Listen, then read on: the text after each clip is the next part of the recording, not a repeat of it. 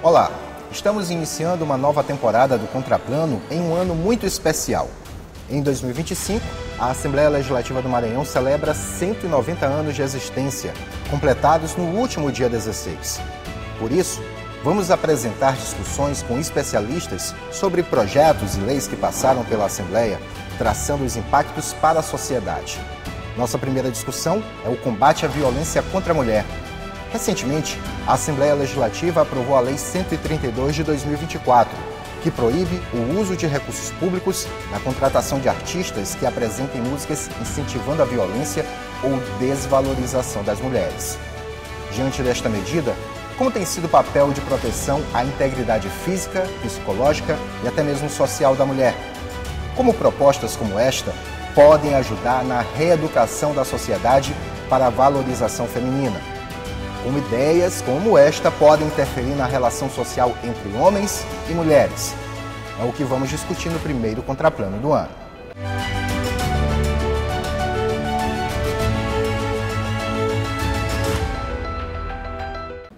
Olá, estamos começando mais uma edição do Contraplano, nosso debate semanal de assuntos que geram interesse na população. Vamos falar sobre cultura livre de violência contra a mulher. Para esta conversa, recebemos a secretária adjunta de Enfrentamento à Violência contra as Mulheres da SEMU, Eliane Fernandes. A doutora em Políticas Públicas, Meire Ferreira. E a musicista, Débora Mendes.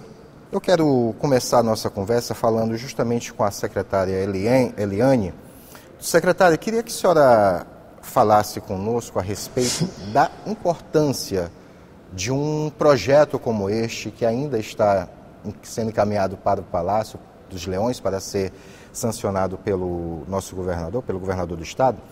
Queria que a senhora falasse a importância que tem um projeto como esse ser apresentado aqui na Casa Parlamentar, ser discutido e aprovado diante de todo um cenário cultural em que, ao longo de décadas, podemos falar mesmo até um pouco já de séculos, né, de século, que a cultura musical, né, em alguns momentos, agride a mulher.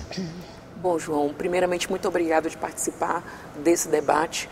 E o que você pergunta é uma coisa que muitas pessoas não entendem do papel da Assembleia enquanto esse instrumento democrático de legalizar certas políticas importantes para o enfrentamento à violência contra a mulher. Então, quando a Assembleia e os nossos legisladores discutem em um ambiente sobre a importância de se pautar na legislação uma verdadeira modificação no comportamento cultural ou do próprio discurso, isso por si só é um aliado a essas políticas públicas que já são traçadas no enfrentamento à violência contra a mulher. Então, penso que é um projeto de lei necessário.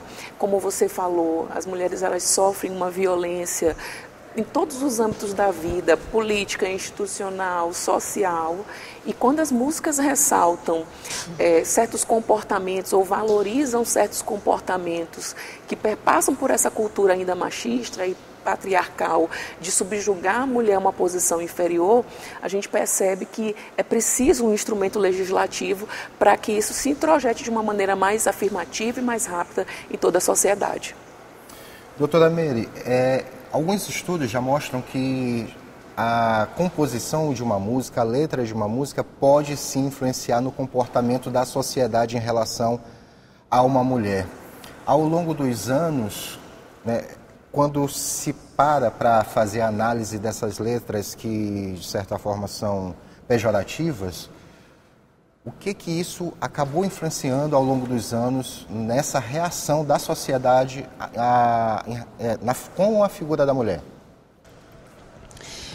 Primeira coisa é falar que a cultura ela tem uma capacidade mensurável de formar opinião e de transformar vidas, né? Então a gente tem que sempre considerar que cultura é algo que é construído por todos nós, seres humanos. Nós fazemos a cultura, construímos e podemos desconstruí-la, né? Nesse sentido, eu diria que a música ela tem um papel extremamente importante e relevante quando ela é feita no sentido da humanização, como toda a área musical, como toda a área de cultura. Mas quando você pensa em músicas como Um Tapinha Não Dói, né, que foi lançado alguns anos atrás pelo Bonde do Trigão, ou como Loura Burra, pelo Gabriel Pensador, ou ainda Ai, que saudade da Amélia, são músicas que criaram estereótipos profundos na nossa vida de mulher. Né? Quem não fala a qualquer momento que você está no dia a dia, quando você diz, olha que saudade da Amélia, chamando a atenção do processo de submissão daquela mulher abnegada que está sempre lá sofrendo e doendo pelo aquele homem que é um machista, né? E aí vai outras músicas, então eu acho que uma lei como essa, ela vai coibir esse tipo de músico, né? Que são músicas que eu citei, são músicos que já tem um certo tempo que estão no mundo, por exemplo, A Saudade da Amélia, que é uma música do início do século, né? Sim. Mas ainda hoje ela repercute socialmente, né? E outras músicas, né? E a gente sabe que ela tem um efeito extremamente perverso, né? Na cultura, né? E na vida, na nossa vida. Então, penso que essa legislação, ao ela punir músicos, não os contratandos, ela é um estímulo a esses músicos refletir o tipo de música que estão produzindo, né? Acho que todo processo de criação é livre, mas o processo de criação ele tem que ter ética. Você não pode fortalecer dentro da criação o sentido da exploração, do racismo, do machismo, estimular a homofobia, ou seja, só pela simples questão de estar comercializando. Eu acho que tem que ter critérios e esse tipo de música tem que ser penalizada de alguma forma. Então, eu acho que a legislação é extremamente pertinente nesse momento. Débora, antes de fazer perguntas a respeito do tema, é importante dizer que é importante conhecer também o público, o telespectador, conhecer o estilo musical que mais tu trabalha. Qual é o estilo musical? Olha, o estilo que eu trabalho mais é seresta, né? A rocha. É mais voltado para a galera que é mais jovial. Quer dizer, jovial não, é mais antigos. Que gosta de dançar, gosta de bolero, essas coisas. Esse que é o meu estilo de trabalho, entendeu? Certo. Eu acho muito importante mesmo essa nova legislação aí, embarcando, né? Essas letras aí que tá trazendo, influenciando a violência contra a mulher. Achei muito interessante mesmo. O estilo de música que tu trabalhas nas apresentações acaba exigindo muitas letras que puxam para Sim. o romantismo. Sim. Né? De certa forma já foge dessa temática de vulgarização da mulher. Isso, eu né? já até prefiro, eu até tiro do meu repertório muitas músicas assim. Uma dessas que ela citou não entra no meu repertório de jeito nenhum. Eu não participo disso, eu não gosto. E dentro das apresentações, o público tem a oportunidade de fazer pedidos de música? Chegou a alguma vez solicitar música Sim, que vai nesse sentido vezes. E tu te recusaste? Muitas vezes, muitas, inúmeras. Eu não me recuso, eu só dou aquela volta, né? Sim. Pra não ficar aquela saída de banda assim, aí a pessoa esquece, mas acaba que a gente não toca.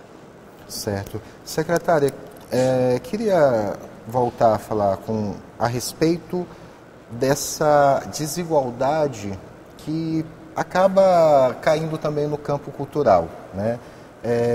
Onde muitas músicas compostas principalmente por homens, né, acabam fazendo essa desvalorização da persona da mulher, né, e que acabam se tornando, né, como a própria doutora falou, né, deixou um pouco nas entrelinhas, acaba se tornando algo dentro do cotidiano. Para fazer com que esse quadro seja revertido, vai ser muito trabalhoso fazer com que as pessoas desacostumem com este tipo de qualidade musical? É sempre muito trabalhoso, João. Quando a gente fala de um instrumento que vai modificar um comportamento que é cultural e que já foi normalizado pela sociedade, há sempre muito trabalho a se fazer. Primeiro, porque esse trabalho ele não atinge só as mulheres. Isso é muito importante que se diga que as políticas de enfrentamento à violência contra a mulher, ela assiste a mulher que sofre violência, mas ela não é exclusiva a essa mulher. Ela também é direcionada a homens que são potenciais agressores e que podem estar nesse contexto e que precisam de que essas ações, que esses movimentos cheguem até lá. Principalmente quando a gente vai ver que dentro de um cenário musical, da indústria fonográfica de maneira geral, você vai ver um privilégio a certos artistas, seja por um empresário que tem mais entrada nesse meio, né, cultural, e eles acabam se sobressalendo, se destacando em relação às mulheres. Então é muito importante que essa conscientização e esse trabalho que é feito dentro de uma política de enfrentamento, ele atinja as mulheres, ela atinja os homens, mas também crianças e adolescentes, porque são um público que é muito massivamente acessível a esse tipo de conteúdo, para que não normalizem, para que entendam que isso é um problema, e na verdade sempre foi um problema. A doutora citou uma música do início do século, quando se falava de uma personagem que é retratada como alguém submissa. Os movimentos feministas da época já destacavam as problemáticas dessa música. Então muitas pessoas falam, mas ele é um cara do tempo dele, ele compõe no tempo dele, ou a vivência de certo compositor se dá em razão do ambiente que vive, mas nada disso justifica que uma letra ela seja ofensiva a uma questão racial ou uma questão de gênero, ao ponto de colocar a mulher em um lugar inferior. Então eu penso que o público-alvo e o trabalho que vai ser feito é um trabalho que deve ser um projeto de toda a sociedade. Certo. Doutora Mary, eu queria falar com a senhora sobre como que acabou acontecendo uma mudança de qualidade na linha do tempo, né, na história, mas a pergunta eu só vou formular daqui a pouco, no próximo bloco, porque chegou o momento do nosso primeiro intervalo no Contraplano de hoje. É um instante só e nós voltamos.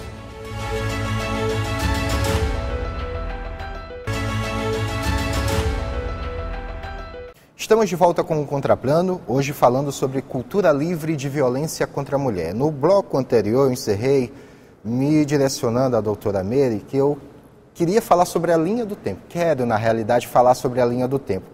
Onde foi que a qualidade se perdeu? Porque, ouvindo histórias, né, dos meus pais, meus irmãos mais velhos, a qualidade musical que falava da mulher especificamente, né, não era tão agressiva como foi nas últimas décadas. Onde foi, a senhora poderia dizer para a gente onde foi que se perdeu no tempo e acabou caindo nessa forma de agressão? Eu diria que se a gente for comparar do ponto de vista histórico, né, e temporal, né, do início do século XX para cá, eu diria que também teve no início do século XX, né, músicas que desqualificavam as mulheres, como essa música do Ataúlfo Alves, né, que é Saudade da Amélia, ou Se Essa Mulher Fosse Minha, né, do Samba de Roda, que discute, que desqualifica textualmente as mulheres, e outras músicas, né, que a gente não fala tanto. Mas lembrando dessa música do Ataúlfo, né, que é Saudade da Amélia, ela teve, durante séculos, né, uma capacidade mensurável de fazer opinião e de transformar a mulher num objeto de cama e mesa, né, num ser subjugado, submisso, né, que era assim que os homens viam as mulheres. Nós éramos a Amélia, né, e ser Amélia significava ser obediente, ser cuidadora, fazer a comida todos os dias, ter o cotidiano todo voltado para a satisfação do homem e do marido. Esse era o estereótipo de mulheres que foi forjado a partir dessa música e de outras, né.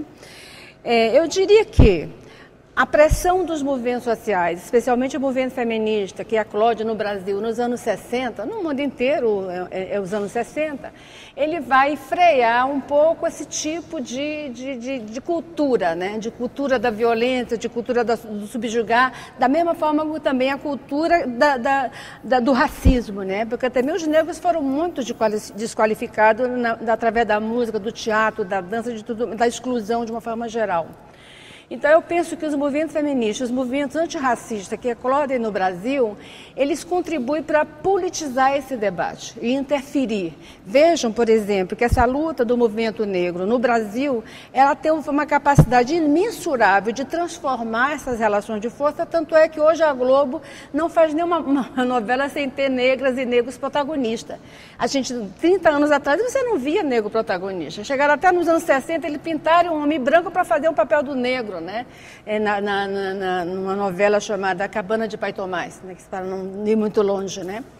Então esse debate ele se fortalece com esses dois grandes movimentos, o movimento negro, né, e o movimento feminista, que faz com que vai rechaçando esse tipo de música.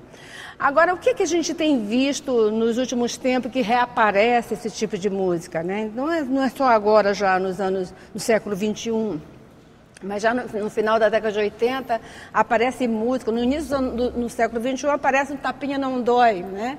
Que é exatamente no momento que os movimentos feministas lutam intensivamente para combater a violência, né? É impressionante como, na medida que a gente luta, parece que vai criando em alguns setores, né? Alguns músicos, alguns que se dizem música, eu não considero isso um tipo de música criada, mas no sentido só do comércio, né? Eles vão também criando a coisa para polarizar, né? E eu diria também que mais recente, né, nessa onda, né, dos bondes do Tigrão, que tem muito a ver também com o momento político de fascismo que o Brasil vive, ninguém pode negar que de 2016, com o golpe contra Dilma, as mulheres passaram a ser muito mais atacadas e muito mais desqualificadas. Então, há uma relação do fascismo com a desqualificação das mulheres, dos negros, homossexuais. Tudo isso é um estímulo para esse tipo de música, né? Agora, claro, nós dos movimentos sociais, nós estudiosos, nós que estamos à frente dos movimentos de luta, nós sempre rechaçamos, né?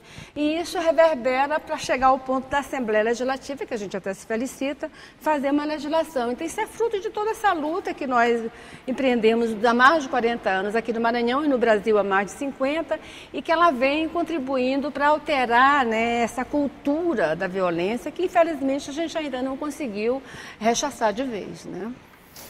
Débora, por alguma vez nas suas apresentações, seja pelo contratante ou pelo público, tentaram fazer com que a tua apresentação fosse erotizada de alguma forma? Tentaram fazer isso? Já, muitas vezes também. Muitas vezes?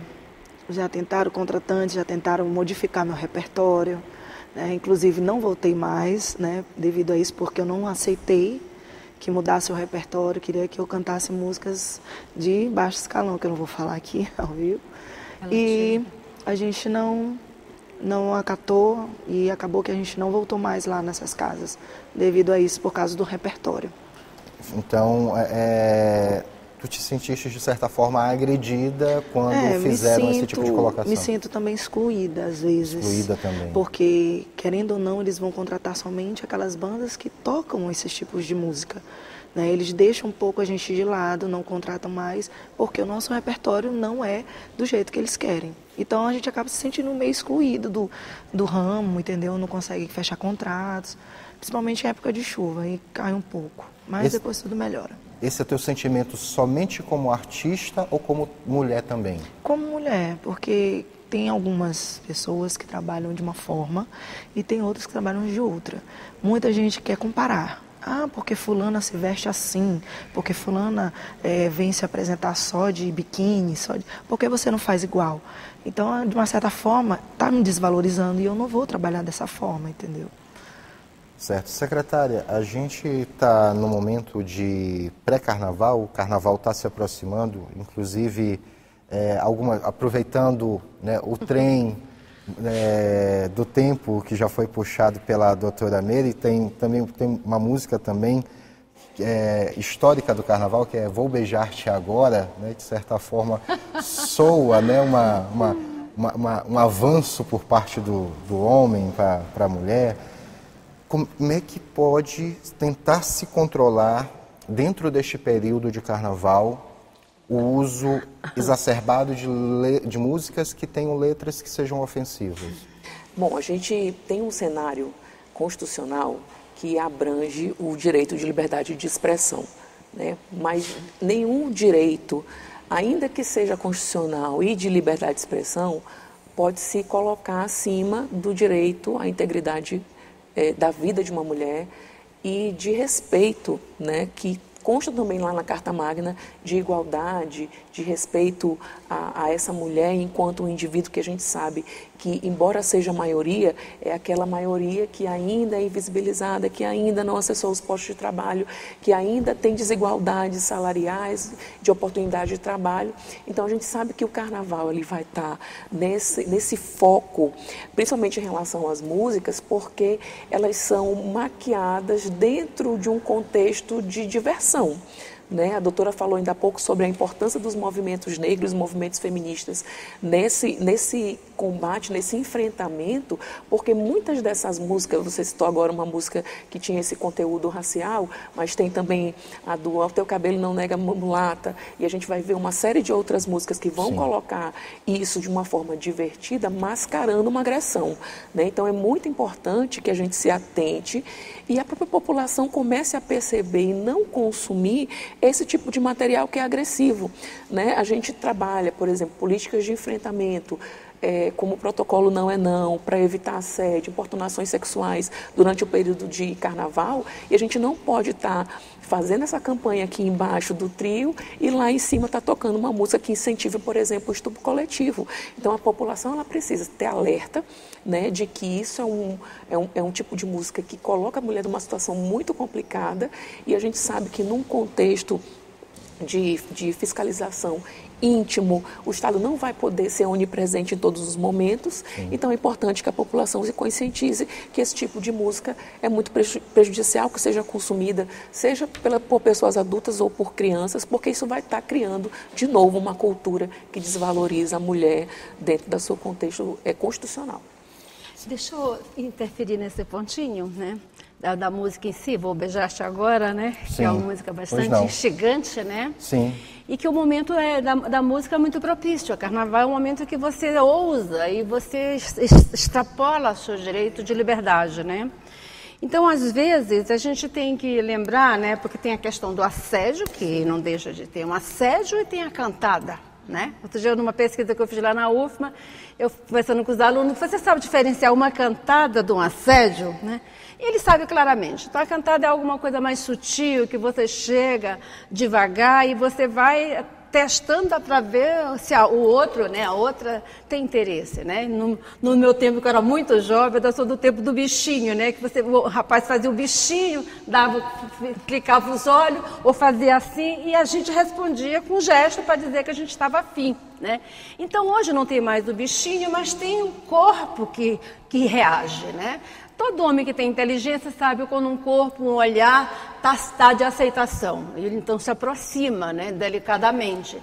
Agora, isso é uma coisa, Agora, outra coisa é ele chegar, te empurrar e ousar te prender, te imprensar. Aí é diferente. Então, o Beijar-te Agora, da música em si, eu não acho tão pesado, mas a forma que o homem chega, serve também para algumas mulheres, que a mulher também assedia, não tanto quanto os homens, mas a forma como você chega é a forma como você tem que saber qual momento você é aceito, E serve para todos os momentos, tanto para o carnaval, para o São João, para o dia a dia, dentro do ônibus, Então o homem tem que ter clareza, que nem todas as mulheres estão afim. E assim como as mulheres também têm clareza, que nem todas as vezes estão afim. Só que nós mulheres, quando a gente chega, a gente vai de uma forma muito mais sutil. Muito mais sutil, se insinua de um jeito mais delicado, e que os homens deveriam aprender conosco, Então, o carnaval ele é propício, mas eles têm que estabelecer os limites que nós mulheres estabelecemos na hora que a gente quer ou não. Certo. Com essa resposta da doutora Medo, nós vamos fazer mais uma parada no Contraplano de hoje. Já voltamos com o nosso terceiro e último bloco. Um instante só.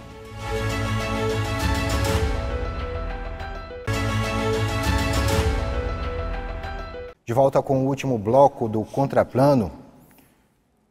Hoje falando sobre cultura livre de violência contra a mulher.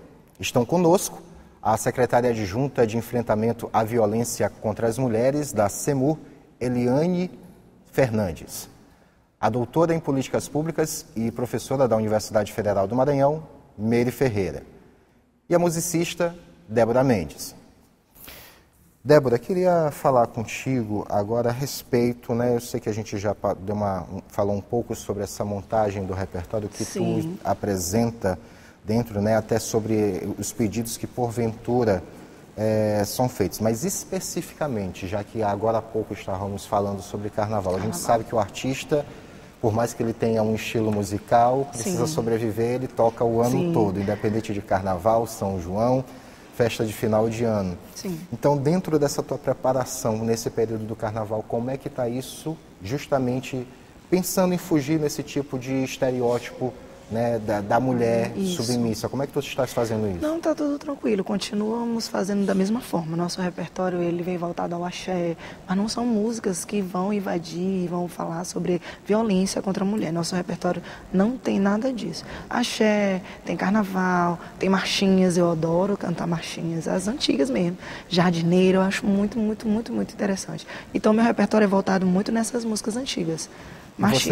Vocês que estão em cima do palco têm um papel muito fundamental no que diz respeito a esse controle das pessoas lá, para que elas tenham esse comportamento mais adequado. Isso. Consegue conversar com o público nesses momentos? Dialogar, trocar, sempre. Chamar a atenção dos homens e das mulheres para respeitarem o ambiente, principalmente dos homens, né? Para ir com calma. Evitar também brigas, que às vezes tem muitas, né?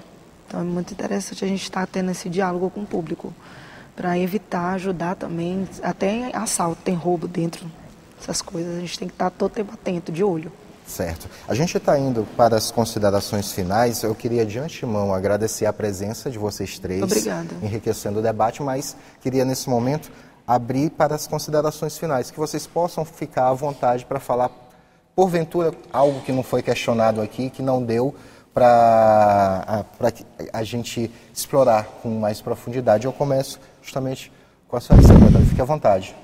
Bom, lembrar as mulheres que existem canais que vão atendê-las dentro de qualquer contexto, seja carnavalesco ou fora disso, né? São João, todas as festividades que acontecem no ano, onde a gente percebe um número maior de situações, tanto de assédio quanto de importunação sexual, o assédio como aquele ato que vem de uma hierarquia, que vem de um comportamento reiterado e que se prevalece justamente desse poder, né, de barganha que existe, né, do homem ou de uma figura com temor reverencial em relação à mulher, e da importunação, porque também nesses períodos que são mais festivos, as mulheres estão mais suscetíveis, né, porque eventualmente estão com uma roupa mais confortável ou com uma parte do corpo mais à mostra. Isso não é um convite para que as pessoas invadam essa privacidade. Então existe todo um contexto do Estado que vai estar dedicado a essas mulheres para atendê-las.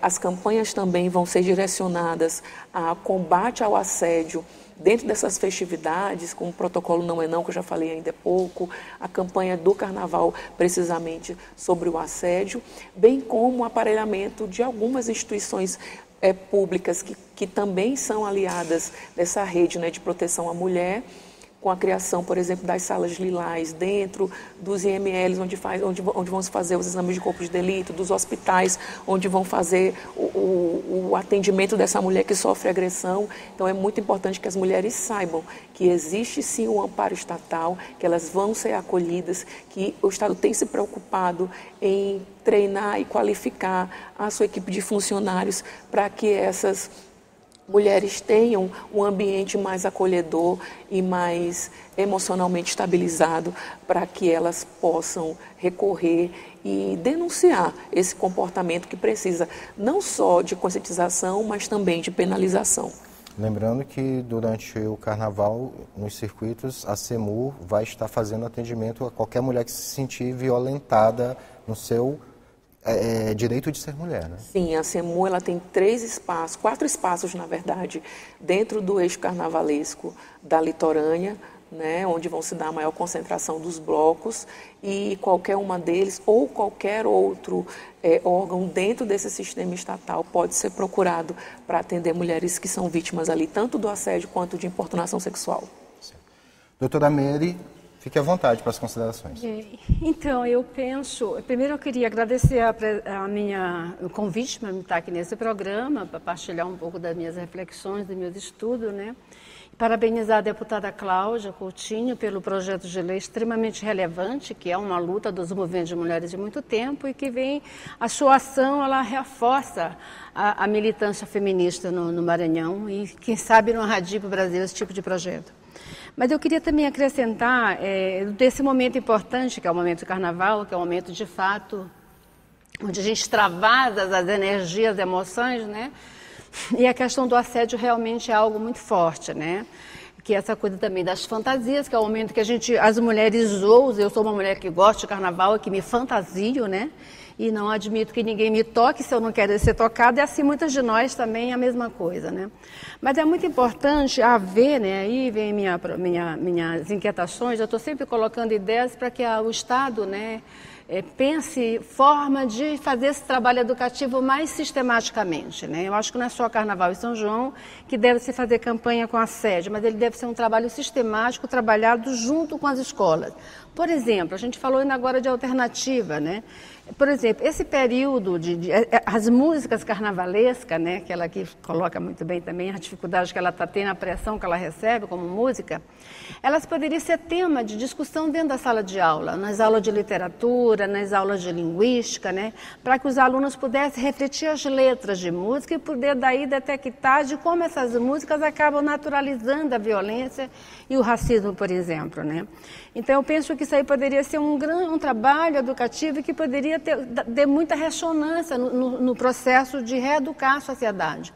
E a outra coisa que eu penso que é importante também fazer, aí não seria a SEMU, junto com a Secretaria de Cultura, chamar os músicos, os artistas, para discutir projetos culturais que possam realmente elevar o nível de consciência política da sociedade em relação a nós mulheres, em relação aos oprimidos, em relação à comunidade LGBTQ+, ou seja, ter esse momento de que a criação também possa ser estimulada pelo poder público para que essa criação, esse produto da cultura, a música, o teatro, a dança, elas possam, de fato, contribuir para elevar a autoestima dos que são oprimidos, né? Então, eu acho que seria um grande momento, aproveitando essa legislação, para também fazer com que a SEMU e a Secretaria de Cultura se envolvam mais nesse debate da cultura como instrumento político de transformação social. Seria esse o meu recado e muito obrigada. Certo. Só queria, antes de passar a Débora, a doutora, a secretária que é da área do direito, só me ajude a rememorar aqui. Eu acho que é o juiz Eulálio que fez uma composição justamente com o não é não, salvo engano. Não sei se a senhora conhece essa composição, que é justamente nessa temática. É isso mesmo? É justamente porque todo o sistema que trabalha com a justiça, ele vai estar preocupado em estar dando um apoio. Então, o doutor Eulálio, que inclusive foi meu professor, ele tem essa preocupação, né, de nas músicas que ele compõe, nos poemas que ele escreve, que é uma pessoa que faz parte da Academia Maranhense de Letras, de fazer esse ressalto, né, que é tão importante para defender os direitos das mulheres. Certo. Débora, fica à vontade, inclusive aproveita para avisar logo o teu público para se comportar direitinho, né? Primeiramente, eu quero agradecer pelo convite, tá? Foi muito bom estar aqui com vocês, compartilhar experiências maravilhosas, ouvir todas elas também, pessoas inenarráveis. Está muito bom aqui com vocês.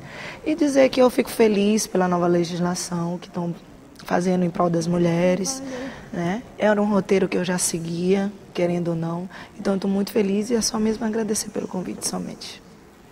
Agora, a Débora falou uma coisa interessante ainda há pouco, né? Que é o papel do artista, né?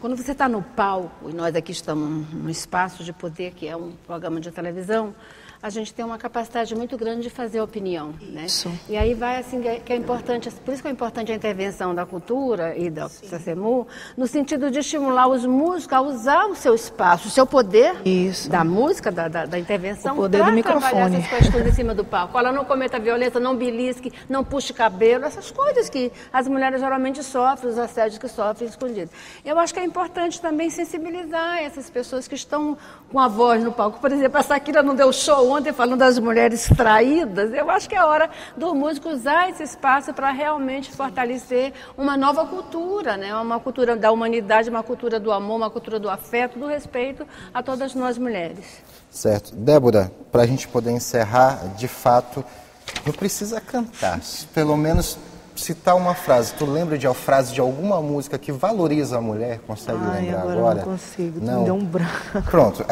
Tudo bem, normal. Eu prefiro fechar o programa valorizando o que Pixinguinha deixou pra gente com Rosa no início. Tu és bonita e graciosa. Magistral. Exatamente. E dessa forma chegamos ao fim do Contraplano de hoje. Você pode assistir a reprise desta edição em nossa programação ou em nosso canal do YouTube, TV Assembleia Maranhão. Nós voltamos com uma nova discussão no Contraplano da semana que vem. Até lá, paz e bem.